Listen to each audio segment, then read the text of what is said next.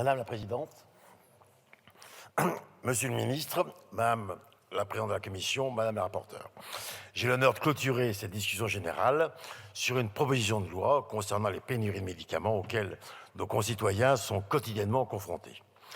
Madame la Rapporteure, merci de nous permettre de débattre d'un sujet ô combien important pour les Français. Cela fait 10 ans que les alertes de rupture de stock de médicaments d'intérêt thérapeutique majeur en pharmacie se multiplient.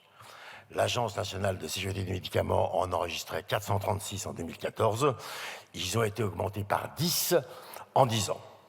Les causes sont multiples, des tensions sur le marché avec une forte demande et peu de producteurs, le déclin de la souveraineté européenne au profit d'une production asiatique qui crée des tensions sur les chaînes d'approvisionnement et la très faible rentabilité de ces médicaments génériques et matures pour l'industrie pharmaceutique, faible rentabilité liée au prix particulièrement faible de ces médicaments en France.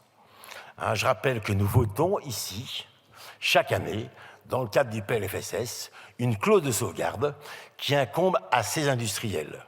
Je rappelle que la clause de sauvegarde est le montant que les industriels doivent rembourser à l'assurance maladie si le volume de ces médicaments pour les Français augmente. Cette année, nous avons voté une clause de sauvegarde de 1 milliard d'euros que supporte partiellement l'industrie des médicaments génériques et matures qui ont de faibles marges.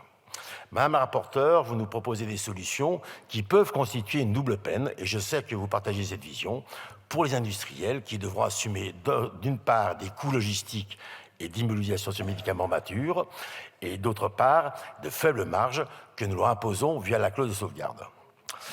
Madame la rapporteure, votre proposition de loi s'attaque principalement à la problématique de la production et des stocks. Or, vous savez que la question n'est pas seulement un problème de stock, mais aussi un problème de gestion de ces stocks, d'une juste répartition des stocks sur le territoire et de savoir à quel moment ces stocks peuvent être libérés et mobilisés. Car garder et regarder 2 ou 4 mois de stock sans pouvoir en disposer ne sert à rien. Aujourd'hui, des stocks et des surstocks sont constitués par tous les maillons de la chaîne. Les industriels, à qui on oblige d'avoir des stocks, les grossistes répartiteurs, les pharmacies et même les Français qui eux-mêmes, par peur de manquer du médicament, peuvent légitimement en faire un stock. L'enjeu n'est donc pas tellement le problème de la production, mais de la juste répartition et de la juste gestion de ces stocks. Nous vous rejoignons néanmoins sur le fait qu'il faut agir face à ces fléaux, à ce fléau des pénuries de médicaments. C'est pour ça que le groupe démocrate vous proposera, chers collègues, des amendements que nous espérons que vous accepterez. Ils visent à la création, par les acteurs de la chaîne du médicament, d'un système d'information unique. Actuellement, chaque acteur gère de manière autonome et indépendante son stock.